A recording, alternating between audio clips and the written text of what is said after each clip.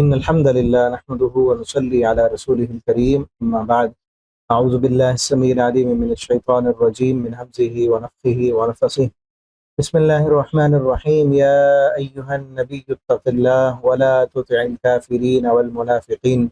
إن الله كان عليما حكيما۔ آج انشاءاللہ ہم سورہ احزاب شروع کر رہے ہیں۔ یہ سورہ مکی صورت ہے اور اس کی 73 آیات ہیں، 9 اس کے رکوع ہیں۔ مدینہ میں 6 ہجری میں نازل ہونے والی یہ صورت ہے، اور یہ صورت اپنے گروپ کا تتمہ ہے۔ یہاں پر گروپ ایک جو شروع میں آپ کو بتایا تھا، کچھ صورتیں مکی ہیں، کچھ مدنی ہیں، اور پھر مکی صورتوں کو، چونکہ مکی صورتوں کی تعداد زیادہ ہے، وہ مکی صورتیں ایک ترتیب کے ساتھ آتی ہیں، پھر 1 یا 2 صورتیں جو ہے وہ مدنی آتی ہیں۔ جس طرح پچھلے گروپ میں سورۃ النور جو ہے وہ مدنی صورت تھی، اس سے پہلے والی صورتیں مکی تھیں، اور سورہ نور کے بعد تقریباً 8 صورتیں جو ہیں وہ مکی ہیں۔ سورہ نور کے بعد سورہ فرقان ہے، سورۃ الشعراء ہے، سورۃ النمل ہے، سورہ قصص ہے، سورہ عنکبوت ہے، سورہ روم ہے، اور سورہ لقمان ہے، اور سورہ سجدہ ہے۔ یہ 8 صورتیں جو ہیں یہ مکی صورتیں ہیں، ان 8 مکی صورتوں کے بعد اب جو ہے یہ ایک صورت مدنی صورت ہے، ٹھیک ہے۔ اب اور اس کا مضمون جو ہے، اس صورت کا مضمون بھی گھریلو زندگی کے متعلق ہے، کہ گھریلو زندگی کی اصلاحات کی گئی ہیں، اور جس طرح اس کے مضامین جو ہے سورہ نور کے ساتھ ملتے ہیں۔ سورہ نور میں بھی گھریلو زندگی کی اصلاح تھی کہ ایک گھر کے اندر انسان سکون کیسے پا سکتا ہے، معاشرے کے اندر برائی پھیلی ہوئی ہے تو اس برائی پر کنٹرول کیسے پایا جا سکتا ہے، وہ کون سے احکامات ہیں کہ جن پر عمل کرنے سے معاشرے میں برائی پیدا ہی نہ ہو، وہ سارے احکامات وہاں تھے۔ اور یہ جو صورت ہے اس میں بھی گھریلو احکامات ہیں۔ اب اس میں دیکھیں کہ پردے کے جو ابتدائی حکم ہے پردے کا، وہ اس صورت میں ہے، اور یہ سورۃ النور سے نزول کے اعتبار سے زمانہ اس کا پہلے ہے، یہ پہلے صورت نازل ہونے والی، اور سورہ نور اس کے بعد نازل ہوئی ہے۔ اس میں ابتدائی پردہ ہے کہ گھر سے باہر جب نکلنا ہے تو لمبی چادر لے کے جانا ہے، آگے چل کے پڑھیں گے ہم، اور اگر کسی سے بات کرنی پڑ جاتی ہے تو کس طرح بات کرتی ہے، اور خصوصاً ازواج مطہرات سے جو ہے وہ خطاب کیا گیا ہے۔ اور سورۃ النور میں پھر گھر کے اندر کا پردہ ہے کہ گھر کے اندر رہنا ہے، محرم رشتہ داروں کے سامنے رہنا ہے، تو پھر کس طرح کی خواتین کو لباس پہننا چاہیے، کس طرح کے کپڑے ہوں، دوپٹہ ہو، وہ سارا پیچھے سورۃ النور میں وہ پڑھائے ہیں ہم، ٹھیک ہے۔ اور اس صورت میں جو 2 رکوع ہیں، دوسرا رکوع اور تیسرا رکوع، اس میں غزوہ احزاب کے متعلق بات کی گئی ہے، نصیحتیں کی گئی ہیں۔ اس صورت کا نام بھی سورہ احزاب ہے، غزوہ احزاب، کہ جس میں سارے مشرکین مکہ بھی، عرب کے جو ہے وہ بدو بھی، اور مدینہ کے منافق بھی، یہودی بھی، ساری جماعتیں، احزاب کا معنی لشکر اور جماعتیں، ساری جماعتوں نے مل کر یہ کہا تھا کہ معاذ اللہ ہم اسلام کو مٹا دیں گے اور ان کو ختم کر دیں گے، تو سب مل کر آئے تھے مٹانے کے لیے اسلام کے خلاف، لیکن اللہ رب العالمین نے فتح یابی عطا کی مسلمانوں کو، تو اس پر بھی یہاں پہ بات کی گئی ہے اس کے متعلق۔ اور یہ ایک تاریخی کتاب نہیں ہے، یہ بات پہلے بھی کی جا چکی، قرآن تاریخ کی کتاب نہیں ہے۔ ہاں تاریخ کے متعلق کچھ علم اس قرآن میں ملتا ہے، لیکن قرآن تاریخ کی کتاب نہیں ہے، قرآن سائنس کی کتاب نہیں ہے، سائنس کا علم ملتا ہے اس میں، لیکن سائنس کی کتاب نہیں ہے قرآن، قرآن جغرافیہ کی کتاب نہیں ہے، قرآن جو ہے وہ علم جرین کی کتاب نہیں ہے، قرآن نظام فلکیات کی کتاب نہیں ہے، یہ سارے علوم ملتے ہیں اس میں۔ قرآن جو ہے وہ فلسفہ اور منطق کی کتاب نہیں ہے، قرآن گرامر کی کتاب نہیں ہے، لیکن گرامر ملتی ہے اس میں، گرامر کی بنیادیات ہیں اس میں۔ اصل قرآن ہدایت کی کتاب ہے۔ تو اس میں غزوہ احزاب جب آئے گا دوسرے رکوع میں، جس طرح ایک عام رائٹر لکھتا ہے یا مورخ جو ہے وہ کسی واقعے کو بیان کرتا ہے تو پہلے اس کے مبادیات لکھتا ہے، پس منظر اس کا بیان کرتا ہے، اس کے اسباب بیان کرتا ہے، پھر جو ہے ابتدائیہ ہوتا ہے، پھر واقعات کو تفصیلاً بیان کرتا ہے، پھر اس پہ تبصرے کرتا ہے، وہ ایک الگ ایک سٹائل ہوتا ہے۔ اللہ رب العالمین کا جو انداز ہے قرآن کا وہ اور ہی ہے، کوئی انسان اور ایسی کتاب کہ یہ ایک نرالا انداز ہے کہ اس انداز کی وجہ سے اس قرآن کے عجائبات جو ہے وہ ختم نہیں ہوتے، اس سے کسی کا دل اکتاتا نہیں ہے۔ آپ صلی اللہ علیہ وسلم کی حدیث بھی ہے کہ قرآن ایسی کتاب ہے کہ اس کو پڑھنے والا اس کا دل نہیں بھرتا، اس سے علم حاصل کرنے والا وہ کبھی سیر نہیں ہوتا، اور اس سے بار بار پڑھنے سے دل اکتاتے نہیں ہیں، بار بار سننے سے دل نہیں اکتاتے، یہ ایسی کتاب ہے، ٹھیک ہے نا۔ تو اس میں پہلے ہم جو ہے اپنی ترتیب کے ساتھ لفظی ترجمہ اس کا دیکھتے ہیں، پھر انشاءاللہ اس پہلے رکوع کی تفسیر ہم پڑھیں گے۔ یا ایھا النبی، اے نبی صلی اللہ علیہ وسلم، اتق اللہ، آپ اللہ سے ڈریں، ولا تطع الکافرین، نہ آپ بات مانیں کافروں کی، والمنافقین، اور منافقین کی، ان اللہ کان علیما حکیما، بے شک اللہ رب العالمین کان علیما، خوب جاننے والے ہیں، حکیمہ، خوب خبر رکھنے والے ہیں۔ واتبع، اور آپ پیروی کیجیے، آپ بات مانیے، ما جو یوحا، وحی کی جاتی ہے، الیک، آپ کی طرف، من ربک، آپ کے رب کی طرف سے، ان اللہ کان بما تعملون خبیرا، بے شک اللہ رب العالمین جو تم عمل کرتے ہو اس سے خوب خبردار ہے۔ وتوکل علی اللہ، اور آپ بھروسہ کیجیے اللہ پر، وکفی باللہ وکیلا، اور کافی ہے اللہ بطور کارساز کے۔ ما جعل اللہ لرجل، نہیں بنائے اللہ نے لرجل، کسی آدمی کے لیے، من قلبین، دو دل، فی جوفی، اس کے سینے میں، وما جعل، اور نہیں بنایا اس نے، ازواجکم اللائی، تمہاری ان بیویوں کو، وہ جو تظاہرون، جن سے تم زہار کرتے ہو، منہن، ان میں سے، امہاتکم، تمہاری مائیں، وما جعل ادعیاءکم، اور نہیں اس نے بنایا ادعیاءکم، تمہارے منہ بولے بیٹوں کو، ابناکم، تمہارے حقیقی بیٹوں کی طرح، ذالکم قولکم، یہ تمہارے صرف منہ کا کہنا ہے، منہ کی بات ہے، بافواہکم، تمہارے منہ کی باتیں ہیں، واللہ یقول الحق، اور اللہ تعالیٰ کہتا ہے سچ، وہو یہدی السبیل، اور وہ رہنمائی کرتا ہے سیدھے راستے کی۔ ادعوہم، تم سب پکارو ان کو، لآبائہم، ان کے باپوں کی نسبت سے، ان کے باپوں کا نام لے کر پکارو، وہ اقسط عند اللہ، وہ زیادہ انصاف کی بات ہے اللہ کے یہاں۔ فإن لم تعلموا، پھر اگر تم سب نہ جانو، آباءہم، ان کے باپوں کو، ان باپوں کی حقیقت کا پتہ نہ ہو کہ کس کا بیٹا یہ، فإخوانکم فی الدین، پھر تمہارے وہ بھائی ہیں، کسی اور کی طرف اس کو نسبت نہیں کرنی چاہیے کہ فلاں کا بیٹا ہے، وموالیکم، اور تمہارے دوست ہیں، ولیس علیکم جناح، اور تم پر کوئی حرج نہیں ہے، فیما، اس میں، اخطأتم، کہ جو تم بھول چک گئے ہو بھی اس کے بارے میں، ولکن ما تعمدت قلوبکم، لیکن جو عمدن کیا تمہارے دلوں میں، وکان اللہ غفورا رحیما، اللہ تعالیٰ بخشنے والا اور رحم کرنے والا ہے۔ النبی، یہ نبی صلی اللہ علیہ وسلم، اولا بالمؤمنین، زیادہ حقدار ہیں مومنوں پر، من انفسہم، ان کی جانوں سے، وازواجہ، اور ان کی بیویاں، امہاتہم، ان کی مائیں ہیں، واولو الارحام، اور رحم کے رشتے، بعضهم اولا ببعض، ان میں سے بعض زیادہ حقدار ہے بعض کا، فی کتاب اللہ، اللہ کی کتاب میں، من المؤمنین، مومنوں میں سے، اور مہاجرین میں سے، الا ان تفعلوا، مگر یہ کہ تم سب کرو، الی اولیائکم، اپنے دوستوں سے، معروفہ، نیکی، کان ذلک فی الکتاب مسطورا، یہ سب اللہ کی کتاب میں، اللہ کے حکم میں لکھا ہوا ہے۔ وَإِذْ أَخَذْنَا مِنَ النَّبِيِّينَ، اور جب ہم نے لیا نبیوں سے، میثاقہم، ان کا عہد، پختہ وعدہ، ومن کا، اور خصوصاً آپ سے، ومن نوح، اور نوح سے، اور ابراہیم سے، وموسیٰ، اور موسیٰ علیہ السلام سے، عیسیٰ بن مریم سے، فَأَخَذْنَا مِنْهُمْ مِيثَاقًا غَلِيظًا، اور ہم نے ان سے پختہ عہد لیا، لِيَسْأَلَ الصَّادِقِينَ، تاکہ وہ سوال کرے صادقین، سب سچوں سے، عن صدقہم، ان کی سچائی کے بارے میں، وَأَعَدَّ لِلْكَافِرِينَ، اور اس نے تیار کر رکھا ہے کافروں سے، عذابًا علیما، دردناک عذاب۔ یہاں تک یہ رکوع کمپلیٹ ہوا۔ اس رکوع میں کا موضوع جو ہے وہ گھریلو زندگی کی اصلاح ہے، اور بعض ایسے رسم و رواج جو ہے وہ معاشرے میں پھیل چکے تھے کہ جن رواجوں نے جڑیں پکڑ رکھی تھیں، ان رسم و رواج کو اللہ رب العالمین نے صرف توڑا نہیں، بلکہ نبی کریم صلی اللہ علیہ وسلم سے ان رواجوں پر چل کر پھر توڑوایا۔ یعنی جتنا بڑا ایک معاشرے میں ایک المیہ ہوتا ہے، جتنا بڑا معاشرے میں ایک بگاڑ آ چکا ہوتا ہے، اس کو توڑنے کے لیے اتنی بڑی کوشش ہو تو پھر وہ کارگر ثابت ہوتی ہے، ٹھیک ہے نا۔ اس صورت میں ایک جو ہے نا معاشرے میں رواج تھا منہ بولا بیٹا رکھنے کا، لے پالک جسے کہتے ہیں، لے پالک، منہ بولا بیٹا، ٹھیک ہے، اور اس منہ بولے بیٹے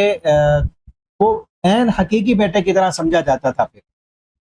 جس نے بیٹا بنایا ہے اس کے نام کے ساتھ اس کو منسوب کیا جاتا تھا، اور اس کی وراثت کا حقدار بن جاتا تھا، باقی بھی جتنے شریعت کے احکامات ہیں وہ بھی اس پر لاگو ہوتے تھے۔ اس انسان جس نے منہ بولا بیٹا بنایا، اس کی اور بیٹی ہے تو وہ اس کے ساتھ نکاح نہیں کر سکتا، کیونکہ وہ بھائی بن گئے ہیں، وہ بھائی ہے، منہ بولا بھائی ہے، ٹھیک ہے نا۔ اسی طرح وراثت کا بھی حقدار ہے، اور منہ بولا بیٹا، اس کی جو ہے بیوی منہ بولے بیٹے کی بیوی بہو سمجھی جاتی تھی، اس سے بھی پردہ نہیں ہوتا تھا، اور اس سے نکاح، کیونکہ بہو سے حقیقی جو بیٹا ہے اس کی بیوی ہے، اگر بیٹا فوت ہو جاتا ہے یا بیٹا طلاق دیتا ہے تو اب جو جس کی بہو تھی، بیٹے کا جو باپ ہے، وہ اس سے نکاح نہیں کر سکتا۔ یہ بھی ہوتا تھا، نکاح بھی نہیں ہوتا تھا، وہ دائمی محرمات میں شامل ہو جاتی تھی، یعنی سگے بیٹے کی طرح منہ بولے بیٹے کے ساتھ ایک کیا جاتا تھا سلوک۔ یہ چونکہ اس میں کئی اور اسلام کے جو احکامات ہیں، انسانیت پر، انسانوں کی خیر خواہی پر اس کے برے اثرات پڑتے تھے۔ اسلام کے جتنے بھی احکامات ہیں نا، انسان کے فائدے کے لیے ہیں، انسان کی خیر خواہی کے لیے ہیں، ٹھیک ہے نا، وہ معاشرے کے لیے اچھے نہیں ہیں، اسی لیے اللہ رب العالمین نے وہ حکم دیے۔ یہ الگ بات ہے کہ ایک بندے کو اس کے فوائد سمجھ نہیں آ رہے، اس کے ذہن میں نہیں آ رہے، وہ سمجھتا ہے کہ شاید اس میں معاشرے کا کوئی نقصان ہے، بظاہر ایک طرف سے کوئی چھوٹا نقصان ہو رہا ہو، بڑی طرف سے کسی بڑے نقصان سے بچا کر فائدہ دیا ہوتا ہے اسلام کے حکم نے، ٹھیک ہے نا۔ تو پہلی چیز یہاں پر کہا گیا یا ایھا النبی اتق اللہ، نبی اللہ سے ڈرے۔ کیوں کہا گیا؟ کیا نبی کریم صلی اللہ علیہ وسلم اللہ سے نہیں ڈرتے تھے؟ آپ صلی اللہ علیہ وسلم سے بڑا کوئی اس دنیا میں اللہ سے ڈرنے والا پیدا ہی نہیں ہوا۔ اس کائنات میں سب سے زیادہ اللہ سے ڈرنے والے اگر کوئی ہیں تو محمد الرسول اللہ صلی اللہ علیہ وسلم ہے۔ لیکن پھر بھی آپ صلی اللہ علیہ وسلم کو کیا کہا گیا؟ اتق اللہ، آپ اللہ سے ڈریں، کیونکہ جب ایک بندہ بغیر کسی لالچ کے، بغیر کسی دنیا کے مفاد کے انسانوں کو اللہ کی طرف بلاتا ہے، اور اس راستے میں پھر تکلیفیں بھی آتی ہیں، پریشانیاں بھی ہوتی ہیں، مشکلات بھی ہوتے ہیں، تو لوگ اس کی طرف آنے کی بجائے دوسرے لوگوں کی طرف، جس طرف دنیا کے مفادات ہوتے ہیں، ظاہری فائدہ مل رہا ہوتا ہے، پروپیگنڈا، وہ اصل ہوتا پروپیگنڈا ہے، حق کے خلاف ہوتا ہے، لوگ اس کی طرف کو جو ہے ہجوم اکٹھا ہو جاتا ہے اس بندے کی طرف جو دنیا کے ظاہری فائدے کی طرف بلانے والا۔ لیکن جو انسان بغیر کسی دنیا کے مفاد کے، بغیر کسی لالچ کے، بغیر کسی دنیا کی چیز بھی اللہ کی طرف بلا رہا ہوتا ہے، اس کی طرف لوگ کم آتے ہیں، اور اس کے مخالف جو ہوتا ہے وہ دنیا کے فائدے بھی دے رہا ہوتا ہے، پروپیگنڈا بھی کر رہا ہوتا ہے، روک بھی رہا ہوتا ہے۔ اور یہی کچھ تھا نبی کریم صلی اللہ علیہ وسلم جب شروع میں اسلام کی دعوت دے رہے تھے، مشکلات تھیں، کٹھنائیاں تھیں، جو آپ کی دعوت کو قبول کرتا اس کے لیے پریشانیاں تھیں، آگ کے انگاروں پر لٹایا جاتا، جو ہے تپتے ہوئے صحراؤں میں گھسیٹا جاتا، اور آپ کے جو مخالف ہیں وہ عیش و عشرت کر رہے تھے، اور وہ صحابہ کرام کو اور آپ صلی اللہ علیہ وسلم کو بلاتے، قسم و قسم کے جو ہے وہ آفریں دیتے کہ اگر آ جاتے ہو تو یہ بھی ملے گا، یہ بھی ملے گا، فلاں بھی ہوگا۔ آپ صلی اللہ علیہ وسلم کو یہ کہا گیا کہ کہیں آپ کا دل اس طرف ڈاواں ڈول نہ ہو جائے، لا تطع الکافرین، کہیں آپ ان کافروں کی بات ماننے پر کسی طرح کوئی آمادگی کا اظہار نہ کرنے لگ جائیں۔ آپ نے کبھی ان کافروں کی اور منافقوں کی بات نہیں مانی، ٹھیک ہے نا۔ کافروں اور منافقوں کو اکٹھا کیا گیا، بظاہر دیکھنے میں تو الگ الگ ہیں، لیکن دونوں کا مشن ایک ہے، اسلام کو ہرانا، اسلام کو نیچا کرنا اور مسلمانوں کو راہ حق سے ہٹانا، ان کا مقصد ایک ہے۔ بے شک اللہ تعالیٰ علیم، اللہ تعالیٰ خوب جاننے والے ہیں۔ واتبع، اور آپ پیروی کیجئے، ما یوحا، اس وحی کی، الیہ کا جو آپ کی طرف اللہ تعالیٰ نے وحی کی۔ آپ نے کافروں کی بات نہیں ماننی، منافقوں کی بات نہیں ماننی، ان کی باتوں میں نہیں آنا، بلکہ جو آپ پر اللہ رب العالمین نے وحی کی ہے اس وحی کی آپ نے پیروی کرنی ہے۔ اگلی بات یہ کی گئی وتوکل علی اللہ، اللہ پر بھروسہ کریں۔ ابھی لوگ ساتھ نہیں ہیں، تعداد نہیں ہے آپ کے پاس، دنیا کے وسائل نہیں ہیں، ابھی نئی نئی ریاست بنی ہے مدینہ کی اور مشکلات آ رہی ہیں، پریشانیاں، آپ اللہ پر بھروسہ کریں۔ ابھی آگے واقعہ آ رہا ہے کہ پورا کفر جو ہے مل کر مسلمانوں کو بٹانے کے لیے آ رہا ہے، تو آپ نے کیا کرنا؟ توکل علی اللہ، اپنا بھروسہ، توکل، اعتماد اللہ کی ذات پہ رکھنا ہے۔ لوگوں کا بھروسہ دنیا کے وسائل پہ ہے، اسباب پہ ہے، تعداد پہ ہے اور اسلحہ پہ ہے، اور لوگوں کے ساتھ تعلقات پہ ہے کہ فلاں ملک ہمارے ساتھ ہے، فلاں ایٹمی طاقت ہمارے ساتھ ہے، فلاں ہمارے ساتھ ہے، دنیا کا سارا نظام ہمارے ساتھ ہے، میڈیا ہمارے ساتھ ہے، ساری دنیا مل جائے، لوگوں کو لوگوں پہ توکل ہو اور بھروسہ ہو۔ مسلمان کو اور مومن کو اللہ کی ذات پہ توکل ہونا چاہیے۔ اللہ رب العالمین آج ہمیں امت مسلمہ کے حکمرانوں کو بھی یہ توکل عطا کر دیں۔ آج امت مسلمہ کے حکمران کافروں سے مرعوب ہیں، انہیں ان سے توقع ہے، کسی کو امریکہ سے توقع ہے، کسی کو جو ہے وہ چائنا سے توقع ہے، کسی کو روس سے توقع ہے، کوئی کس کے جو ہے در پہ جاتا ہے بھکاری بن کے، کوئی کسی کے در پہ جاتا ہے بھکاری بن کے۔ امت مسلمہ کو اتفاق اور اتحاد کے ساتھ مل کر اللہ پہ بھروسہ کرنا چاہیے۔ ظاہری اسباب کے ساتھ مدد لی جا سکتی ہے، کافر سے بھی لی جا سکتی ہے، امریکہ سے بھی، چائنا سے بھی، لیکن توکل جو ہے، بھروسہ اور اعتماد اللہ کی ذات پہ ہونا چاہیے،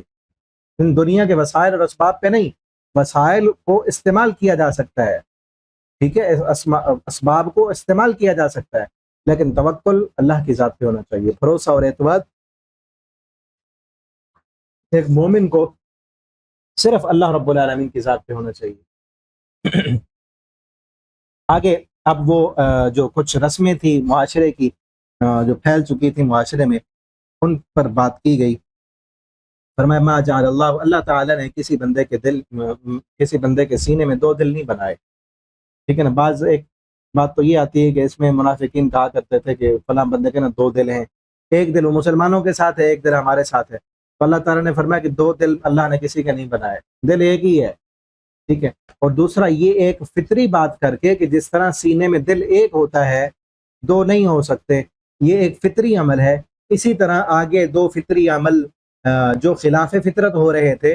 ان کو سامنے رکھا ہے کہ جس طرح ایک بندے کے سینے میں دو دل نہیں ہو سکتے نا، یہ حقیقت ہے کہ دل ایک ہی ہوتا ہے۔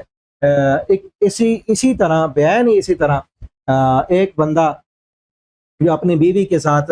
زہار کر لیتا ہے، اپنی بیوی کو کہتا ہے کہ تو میرے لیے ایسے ہے جیسے میری ماں ہو، تو وہ اس کی ماں نہیں ہو سکتی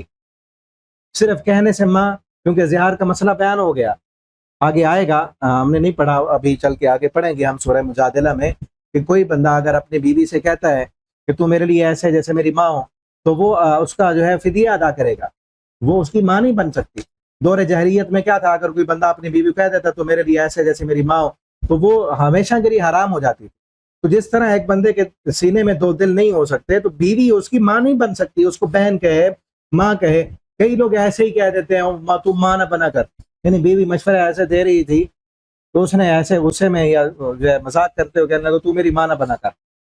ٹھیک ہے نا۔ تو اس سے ماں تھوڑی بن جاتی ہے، وہ بیوی ہے۔ یا اس کو بہن کہہ دیا تو بہن کہنے سے بہن تھوڑی ہو جائے گی۔ اگر کسی نے قسم اٹھا کر ایسے کہا ہے،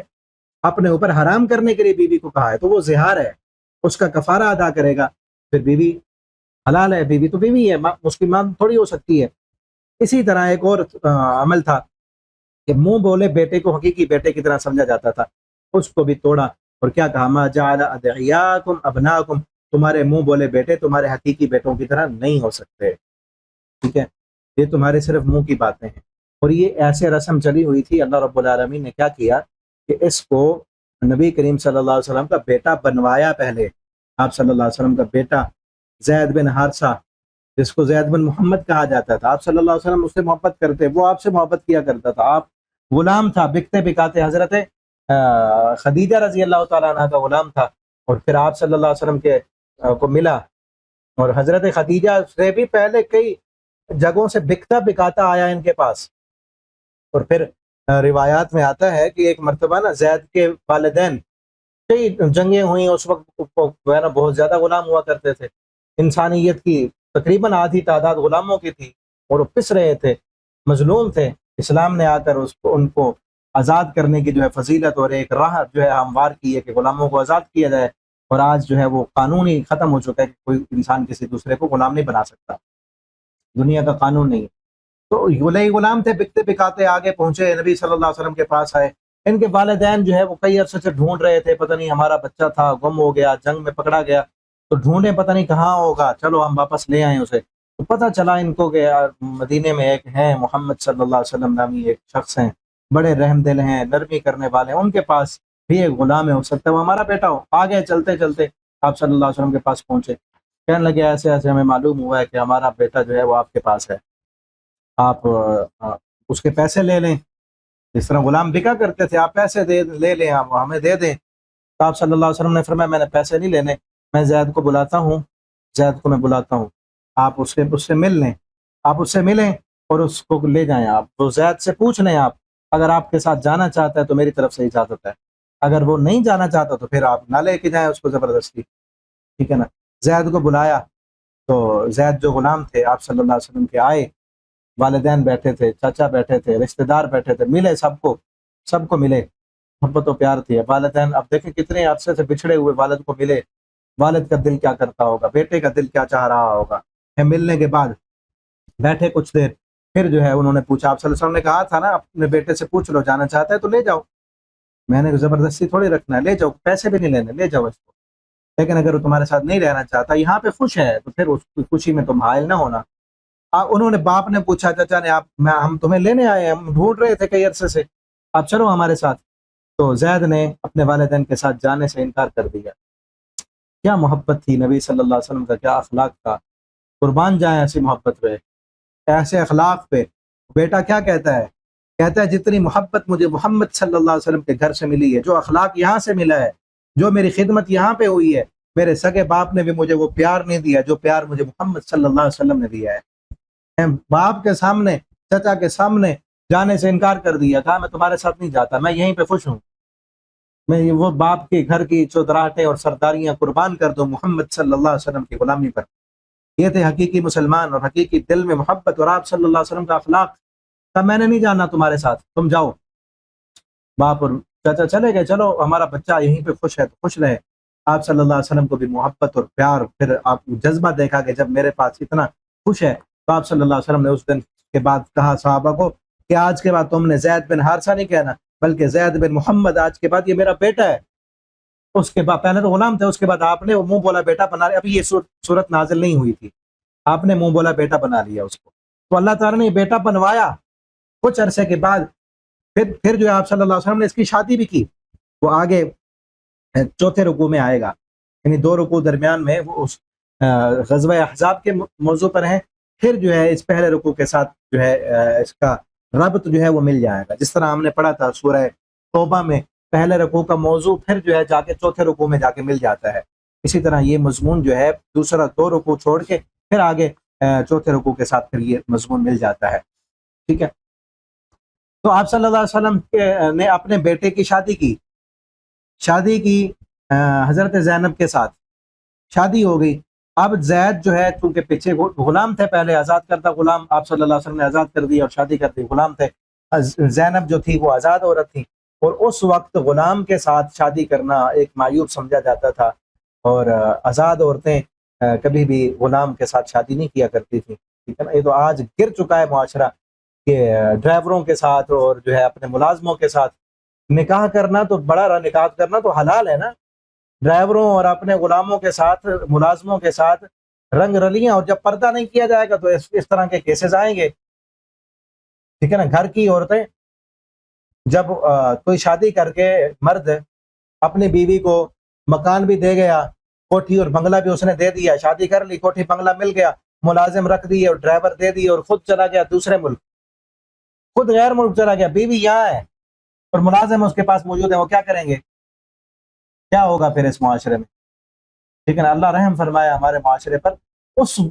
وقت جو تھا ایک بہت بڑا عیب سمجھا جاتا تھا کہ کسی آزاد عورت کا تعلق ہو یا نکاح کر لے کسی غلام کے ساتھ،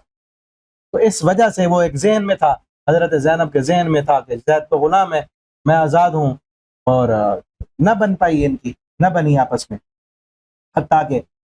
نبی کریم صلی اللہ علیہ وسلم نے پھر دیکھا کہ ان کی نہیں بن رہی، تو پھر میں ان کو جو ہے وہ چھڑوا دوں،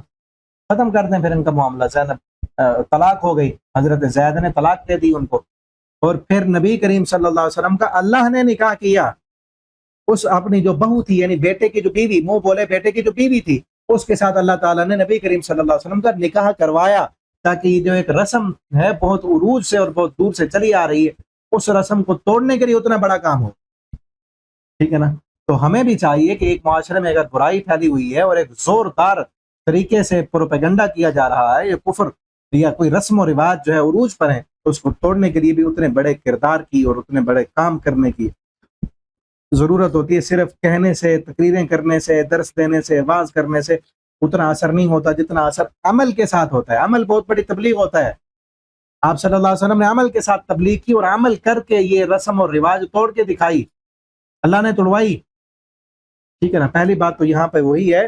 کہ جو منہ بولے بیٹے ہیں وہ تمہارے حقیقی بیٹوں کی طرح نہیں ہے۔ آپ صلی اللہ علیہ وسلم کے منہ بولے بیٹے زید بن محمد کہا تھا، آپ نے کہا کرو، لیکن بعد میں جب یہ آیتیں نازل ہوئی، آپ صلی اللہ علیہ وسلم نے پھر سے صحابہ سے کہا کہ آج کے بعد زید بن محمد نہیں کہنا، بلکہ زید بن حارثہ ہی کہنا ہے، جو اصل باپ ہیں انہی کی طرف ہی ان کی نسبت کرنی ہے، ٹھیک ہے نا۔ اس لیے کہا ادعوہم، بلاؤ ان کو ان کے باپوں کے ساتھ، واقسط عند اللہ، یہ اللہ کے ہاں زیادہ انصاف والی بات ہے۔ فَإِن لَمْ تَعْلَمُوا آبَاءَهُمْ، اگر ان کے کوئی ہے ایسا کہ جس کے باپ کا پتہ نہیں، یعنی گم ہوا ہوا بچہ کوئی مل گیا، بڑا ہو گیا، پتہ نہیں اس کا باپ کون تھا، ٹھیک ہے نا، یا کوئی جنگوں سے کوئی غلام آ گیا ہے، یا کوئی ایسے اللہ نہ کرے کوئی ولد الزنا ہے، ہمارے معاشرے میں تو زنا پھیل چکا ہے بہت کثرت کے ساتھ، اس کے جو برے اثرات ہیں وہ ہمارے معاشرے کو دیمک کی طرح جو ہے وہ خراب کیے جا رہے ہیں. تو ایسے میں کیا ہے، پھر بھی کسی باپ کی طرف نسبت نہیں کرنی اس کی، تو وہ بھائی ہیں تمہارے بس. یا اگر کسی جگہ پہ اس کے آئیڈینٹی شو کرنے کے لیے لکھنا پڑ گیا ہے نام جس کے باپ کا پتہ نہیں ہے، گم ہوا بچہ مل گیا، باپ کیا لکھیں اس کا؟ عبداللہ لکھ دیں، کوئی تو ہوگا نا، اللہ کا بندہ ہی ہوگا، ٹھیک ہے نا. تو بہرحال اس کو کسی اور کی طرف نسبت کر کے فلاں کا بیٹا نہیں کہنا اس کو. یہی وہ تمہارے بھائی ہیں اور تمہارے دوست ہیں اور تمہارے اوپر کوئی گناہ نہیں ہے جو تم پہلے بھول چکے. یہ اب یہاں مسائل بھی آتے رہتے ہیں اور ہمارے معاشرے میں ہے بھی صحیح کہ جن کے بچے نہیں ہوتے نا، جن کو اللہ نے اگر اولاد نہیں دی یا بیٹیاں ہی بیٹیاں ہیں، بیٹا نہیں دیا اللہ نے، تو وہ کیا کرتے ہیں کہ وہ کسی اور کا اولاد لے کر وہ پالنا شروع کر دیتے ہیں. ٹھیک ہے، تو یہ جب بات آتی ہے کہ اسلام نے منہ بولے بیٹے بنانے سے منع کیا، تو پھر یہ چیز آتی ہے کہ اسلام جو ہے وہ سخت ہے. اسلام نے اس قدر سختی ہے کہ اب کسی کو اللہ نے بیٹا نہیں دیا تو کسی کا بیٹا لے کے پال بھی نہیں سکتا. اگر ایک دل کرتا ہے نا بچوں کے ساتھ انس اور محبت، فطری تقاضا اللہ نے رکھا ہے کہ بچوں اگر نہ، جن کے نہ ہونا ان کو اور زیادہ احساس ہوتا ہے، ان کو اور زیادہ جو ہے بچوں سے انٹریکٹ اور محبت ہوتی ہے جن کے پاس نہ ہو. اللہ نے ہمیں دی ہے، اللہ کا شکر ادا کریں جن کو اللہ نے دی ہے. جن کو نہیں دی ہے، میرے اسٹوڈنٹ میں سے یا کسی کے پاس اگر نہیں ہے، بچے نہیں ہے یا بیٹا نہیں ہے، تو مایوس نہ ہو، اللہ کی رحمت سے مایوس نہ ہو اور اللہ سے دعا کریں. میری بھی دعا اللہ تعالیٰ جن کے پاس بیٹا نہیں اللہ بیٹے عطا کر دیں، جن کے پاس جو ہے اولاد نہیں اللہ اولاد کی نعمت عطا کر دیں. لیکن یہاں یہ بات یاد رکھیں کہ لے کر بچوں کو پالا جا سکتا ہے، بچوں کو لے کر پالا جا سکتا ہے، اور یہاں یہ بھی منع نہیں ہے کہ کسی کو پیار سے آپ بیٹا کہہ دیں. لیکن جس طرح کہتے ہیں نہیں بیٹا یہ کام کر دو، شاگردوں کو اکثر بیٹا کہہ دیتے ہیں، اور اکثر پڑھاتے ہوئے سمجھاتے ہوئے کسی چھوٹا ہے جو اس کو کہہ دیا جاتا ہے بیٹا ایسے نہیں ایسے ہے، تو یہ بیٹا کہنا منع نہیں ہے، یہ کہا جا سکتا ہے محبت میں پیار میں. جس طرح کسی بزرگ کو ہم بڑے کو بزرگ نہیں کہہ دیتے، ٹھیک ہے نا، اور اسی طرح بزرگ خاتون ہے اس کو اماں کہہ دیتے ہیں. یہ کہنے سے پھر اماں تو نہیں بن جاتی، لیکن ایک محبت میں پیار میں ادب میں اس کو ماں کہا جا رہا ہے. اسی طرح چھوٹے بچے کو محبت و پیار میں بیٹا کہنے میں کوئی حرج نہیں. بعض بیٹیوں کو بھی بندہ بیٹا کہہ دیتا ہے پیار سے، ہے بیٹی لیکن اس کو کہا جا رہا ہے بیٹا، اب وہ بیٹا تھوڑی بن گئی ہے. ٹھیک ہے نا، یہ منع نہیں ہے. منع یہ ہے کہ اس کی آئیڈینٹی شو کرنے کے لیے، اس کی جو ہے آئی ڈی کارڈ بنانے کے لیے یا اس کا بے فارم بنایا ہے تو اس میں والد جو حقیقی والد ہے اس کو ہٹا دیا گیا، جو پال رہا ہے اس کا نام لکھا گیا. یہ نہیں ہونا چاہیے. اصل حقیقت میں وہ اصل والد اس کے جو ہے فائلز میں جو اصل والد ہے وہی لکھا جائے گا. جو اس شریعت کے احکامات ہیں وہ اسی والد کا وارث بنے گا جس سے پیدا ہوا ہے،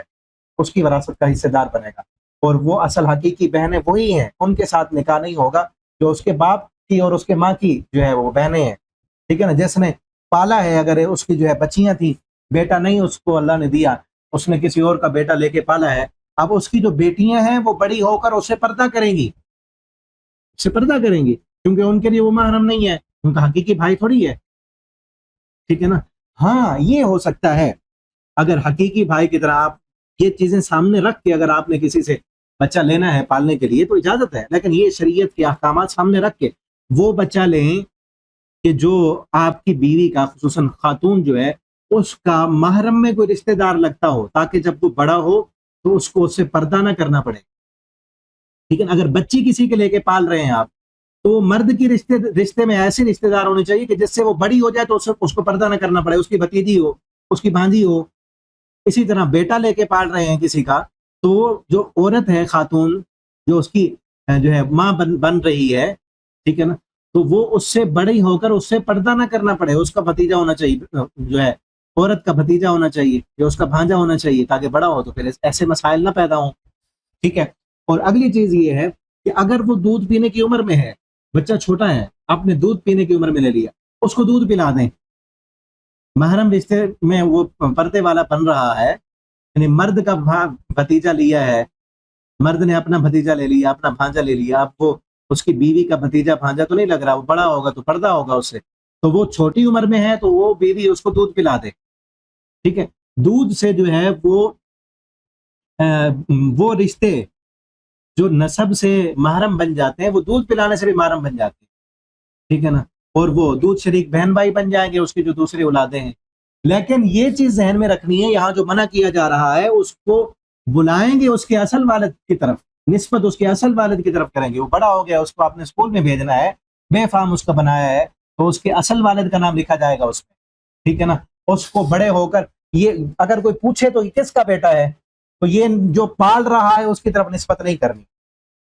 اس کی طرف نسبت نہ، وہ کہتا رہے اس کو کہ میرا بیٹا ہے، بیٹا ایسے کر، یہ صرف زبان سے کہنے سے کچھ کوئی حرج نہیں، ٹھیک ہے، محبت میں پیار میں وہ بھی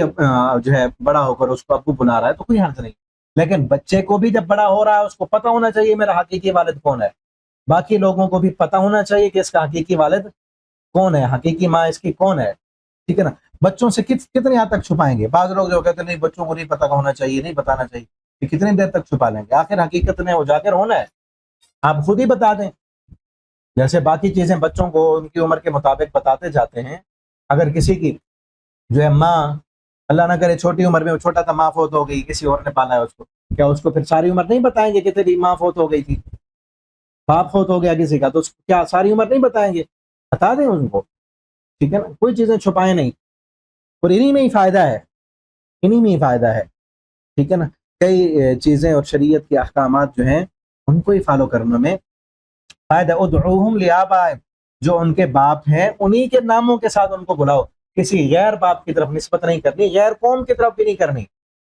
اسی میں آتا ہے نا، کئی لوگ جو ہے وہ اپنی نسبتیں غیر قوموں کی طرف کر رہے ہیں. ہمارے یہاں اکثر جو ہے ہوتے کسی اور قوم کے ہیں اور اپنے آپ کو سید بنا رہے ہیں،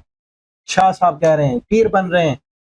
کوئی کسی اور قوم سے، کیا جس علاقے میں کسی قوم کا کوئی اونچا نام ہوتا ہے، کچھ معاشرے میں مقام ہوتا ہے، اس قوم کی طرف اپنی نسبتیں کر لیتے ہیں، یہ چیز بھی غلط ہے.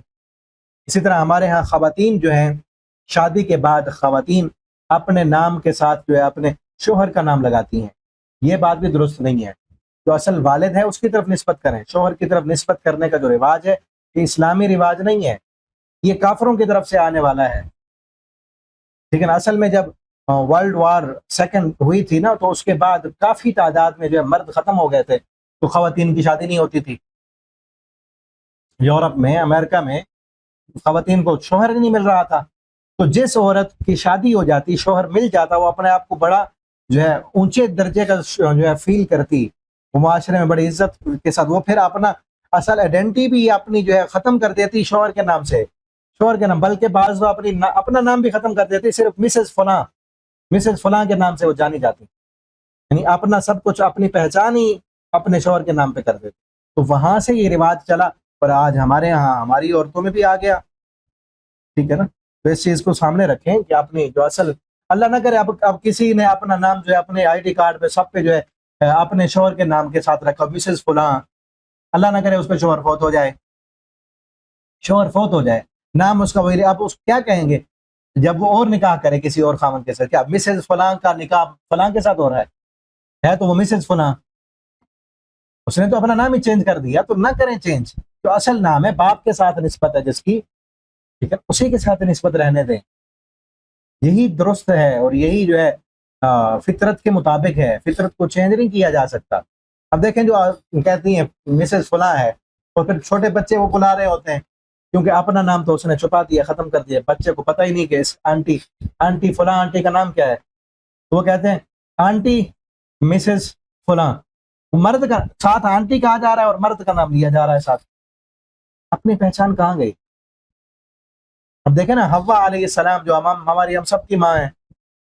وہ مسز آدم علیہ السلام تو نہیں ہے، اور اما عائشہ رضی اللہ تعالیٰ عنہ ہماری امی جان، اور مسز محمد صلی اللہ علیہ وسلم نہیں ہے. اگر مسز محمد ہی ہو ہر جگہ پہ تو وہ تو ختم ہو گئی، پہچان تو ختم ہو گئی. آپ صلی اللہ علیہ وسلم کی جتنی بیوی ہیں، احادیث میں سب بیویوں کے نام موجود ہیں، ٹھیک ہے نا. اور یہ بھی نہیں ہے، بعض عورتیں جو ہے وہ اپنا نام اس لیے پسند نہیں کرتے کیونکہ خاتون کا نام ہے، عورت کا نام ہے، تو ہم نام پھر کس لیے بتائیں؟ بھائی اللہ کی بندی ہو، اب نبی کریم صلی اللہ علیہ وسلم کی بیویوں سے زیادہ پاکیزہ بن گئی ہو تم، باقی چیزوں میں جو ہے وہ اسلام کے خلاف کیے جا رہے ہیں. پردے جو ہے وہ نقاب اور ہمارے حجاب اور ہمارے برقعے وہ دیکھنے کے لائق وہ کس طرح کے کیے ہوئے تم نے؟ اسی میں پردہ رہ گیا ہے کہ ہم نام نہیں بتانا کسی کو، ہے مسز فلاں سے ہی کہنا ہے، بس خامن کا نام ہی بتا دیا. ہاں یہ ہے کہ بنت فلاں، یہ تو اسلام سے شریعت سے ملتا ہے کہ بعض عورتوں کا نام نہیں آتا تھا، وہ کہتے تھے فلاں کی بیٹی ہے یا فلاں کی ماں ہے، ام محمد، ٹھیک ہے نا، یہ تو اسلام سے چلتا تھا. بیٹے کی جو ہے وہ طرف جو ہے نسبت کر کے کہہ کر جو ہے وہ بلایا جاتا تھا. یہ ٹھیک ہے، اسلام سے ملتا ہے ہمیں، لیکن شوہر کے ساتھ نسبت کرنا یہ جو ہے اسلامی طریقہ نہیں ہے، یہ کافروں کی طرف سے آنے والا طریقہ ہے. تو ہم مسلمان ہیں، اسلامی بنے، اور اسلامی ریاض تو اپنا نام وہی شو کریں، اچھا نام ہے اگر، اور جو ہے صحابیات والا نام ہے تو اس کو شو کریں، تو اس میں حرج والی بات نہیں ہے. اسی کے ساتھ ہی لوگوں کو بتائیں کہ فلاں نام ہے، اپنے فائلز میں بھی وہی نام لکھیں، ٹھیک ہے. اور اگر کوئی ایسا نام ہے جو آپ چاہتے ہیں کہ وہ نام شو نہیں ہونا چاہیے آپ کا، تو کسی اچھے اسلامی نام کے ساتھ تو اپنے بیٹے کی طرف نسبت کریں، بن جائیں آپ، ٹھیک ہے نا. اگر نہیں ہے ماں، آپ اللہ تعالیٰ نے ماں بنانا ہے آپ کو. نبی کریم صلی اللہ علیہ وسلم کی بیوی عائشہ رضی اللہ تعالیٰ عنہ، انہوں نے بھی اپنا کنیت رکھی ہوئی تھی، ان کا بیٹا نہیں تھا، پھر بھی آپ صلی اللہ علیہ وسلم سے اجازت لی تو آپ نے اجازت دی ان کو، انہوں نے کنیت اپنی رکھی ہوئی تھی. ابھی مجھے پورا یاد نہیں، ام رومان تو عائشہ کی بہن کا تھا نام. تو بہرحال یہ چیزیں ذہن میں رکھیں کہ بلائے منہ بولے بیٹے حقیقی بیٹوں کی طرح نہیں ہے. ہاں یہ اجازت ہے، اسلام نے کسی کو بیٹا کہنا ہے یا کوئی پال رہا ہے تو باقی شریعت کے اصولوں کے مطابق وہ جو ہے عمل کرے، پال سکتا ہے، لیکن حقیقی بیٹے کی طرح اصول نہیں بدلیں گے، اصول وہی رہیں گے، حقیقت میں اسی کا بیٹا ہی رہے گا جس نے پیدا کیا ہے، اور ماں بھی اس کی وہی رہے گی. وَلَٰكِن مَّا تَعَمَّدَتْ قُلُوبُكُمْ وَكَانَ اللَّهُ غَفُورًا رَحِيمًا. النبی اولیٰ بالمؤمنین. اب آگے جو ہے ایک اور حکم نبی کریم صلی اللہ علیہ وسلم کی شان کے متعلق کہ آپ صلی اللہ علیہ وسلم اولیٰ بالمؤمنین، زیادہ حق رکھتے ہیں مومنوں سے، ان کی جانوں سے بھی، یعنی نبی سے محبت جو ہے اپنی جان سے بھی زیادہ ہونی چاہیے. ایک دن نبی کریم صلی اللہ علیہ وسلم نے حضرت عمر سے پوچھا، عمر تو مجھ سے کتنی محبت کرتا ہے؟ عمر نے کہا ساری کائنات سے زیادہ، اپنے والدین سے، بچوں سے، سب سے زیادہ، لیکن اپنی جان سے زیادہ نہیں. سچے تھے نا، وہ سچے تھے، جو سچ تھا وہی بولا. کہا اللہ کے پیغمبر اپنی جان سے زیادہ محبت نہیں کرتا. آپ نے فرمایا لا یؤمن احدکم حتی اکون احب الیہ من والدی وولدی ونفسی من مالہ ونفسی.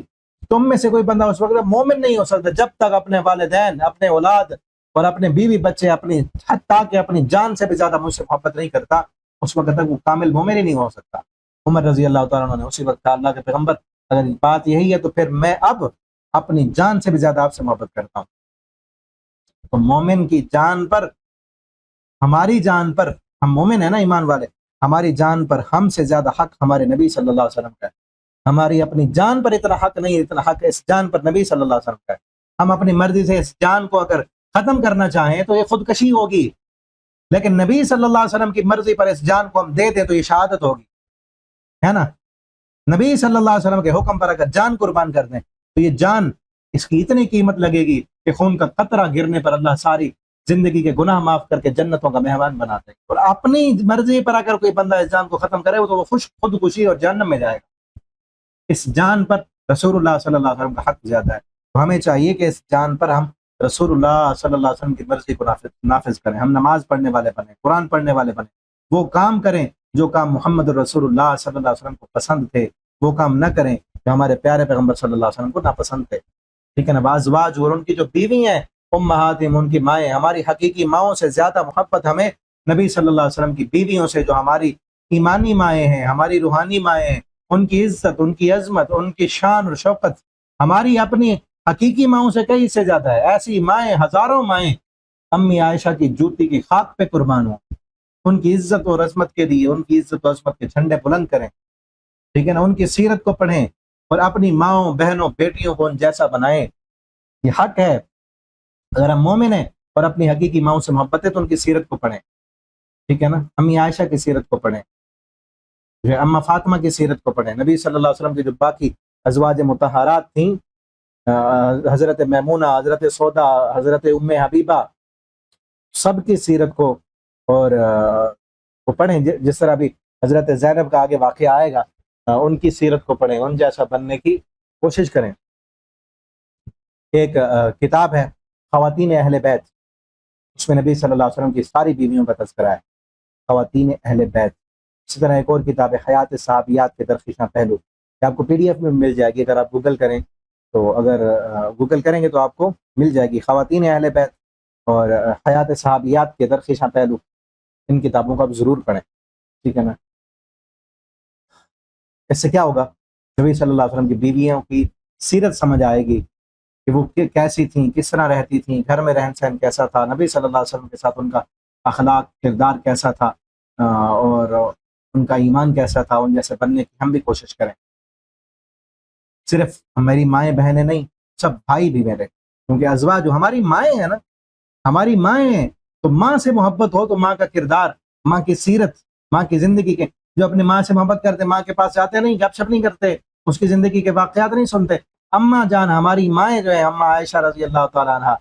ٹھیک ہے نا، اماں خدیجہ رضی اللہ تعالیٰ عنہ، اماں میمونہ، ام سودا، ام حفصہ، یہ ساری جو ہے نبی صلی اللہ علیہ وسلم کی بیوی، ان کی سیرت کو بھی ہم نے پڑھنا ہے انشاءاللہ. وَأُولُو الْأَرْحَامِ، اور جو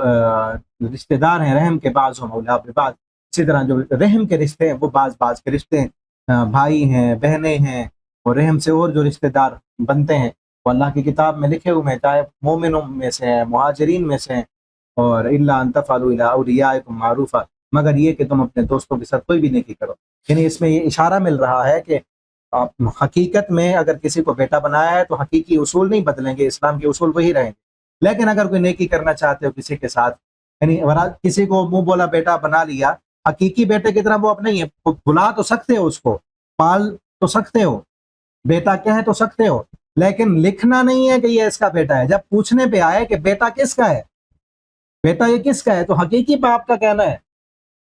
لوگوں میں یہ مشہور نہیں کرنا کہ میرا بیٹا ہے، نہیں. پال لیا، پیار کر لیا، محبت کر لیا، بلا بھی لیا بیٹا اس کو. لیکن جب حقیقت بات ہے نا، کوئی انجان بندہ پوچھ رہا ہے یہ کس کا بیٹا ہے، تو ہاں یہ نہیں کہنا کہ میرا بیٹا، نہیں، جس کا ہے اسی کا ہے، اسی کی طرف ہی منسوب کرنا. منسوب کرنے کی جب بات آئے، ہاں اسی طرح آپ جو ہے اس کو، باقی آپ کی اولاد ہے ان کو بھی پتہ ہے آپ کو کہ وراثت میں ان کو حصہ ملے گا. یہ تو حقیقی بیٹا نہیں ہے، میری اولاد ہے، اس کو حصہ نہیں ملے گا. ہاں معروف کرنا چاہتے ہو، نیکی کرنا چاہتے ہو، اور اس کو جو اس کے لیے وصیت کر دو، 1/3 جو ہے وصیت کی جا سکتی مال میں سے، تو اس کے لیے وصیت کرنا چاہتے ہو وہ کر سکتے ہو. ٹھیک ہے، کسی کو بیٹی بنایا ہے، اولاد بنایا کسی کو، وراثت میں سارا حصہ تو اس کو نہیں ملے گا نا جتنا حقیقی اولاد کو ملتا ہے، لیکن اس کو وصیت کرنا چاہتے ہو تو اس کے لیے کر سکتے ہو. کان ذالک فی الکتاب مسطورا. وإذا أخذنا، اب آگے اس وعدے کا ذکر کیا جو اللہ رب العالمین نے عالم ارواح میں انبیاء سے وعدہ لیا تھا، سارے انسانوں سے وعدہ لیا، وہ پیچھے سورہ آل عمران میں، اور پھر خاص کر تمام نبیوں سے اللہ رب العالمین نے وعدہ لیا. وہ وعدہ کیا تھا کہ جب تمہاری نبوتیں چل رہی ہوں، تمہاری نبوتوں کے ہوتے ہوئے میرے آخری پیغمبر محمد الرسول اللہ صلی اللہ علیہ وسلم آ جائیں، تو تم نے اپنی نبوتیں چھوڑ دینی ہے اور نبی کریم صلی اللہ علیہ وسلم کے ساتھ مل جانا ہے. ٹھیک ہے نا. اور تاکہ کیوں یہ وعدہ لیا، تاکہ ہم قیامت کے دن پھر ان سچوں سے، ان رسولوں سے پوچھیں گے کہ تم نے اپنی توحید کا پیغام، کائنات کی سب سے بڑی سچائی وہ توحید ہے. یسأل الصادقین عن صدقہم، ان سچوں سے ان کی سچائی کے بارے میں پوچھا جائے. ٹھیک ہے. اور دوسری جگہ پہ آتا ہے نا، یوم ینفع الصادقین صدقہم، یہ وہ دن ہے کہ اس دن سچوں کو ان کی سچائی فائدہ دے گی، توحید والوں کو ان کی توحید فائدہ دے گی. توحید والوں سے پوچھا جائے گا کہ تمہاری دعوت توحید کیا تم نے پہنچا دی تھی آگے، اور کس کس نے اس دعوت کو قبول کیا تھا اور کس نے اس دعوت کا انکار کر دیا تھا. وَأَعَدَّ لِلْكَافِرِينَ عَذَابًا عَلِيمًا، اور اللہ نے کافروں کے لیے عذاب علیم تیار کر رکھا ہے. اللہ تعالیٰ سے دعا ہے اللہ ہمیں قرآن پڑھنے، سمجھنے، اس کے مطابق اپنا عقیدہ عمل بنانے کی توفیق عطا فرمائے. بارک اللہ لی ولکم فی القرآن العظیم ونفعنی وإیاکم فی الآیات والذکر الحکیم. السلام علیکم ورحمۃ اللہ وبرکاتہ.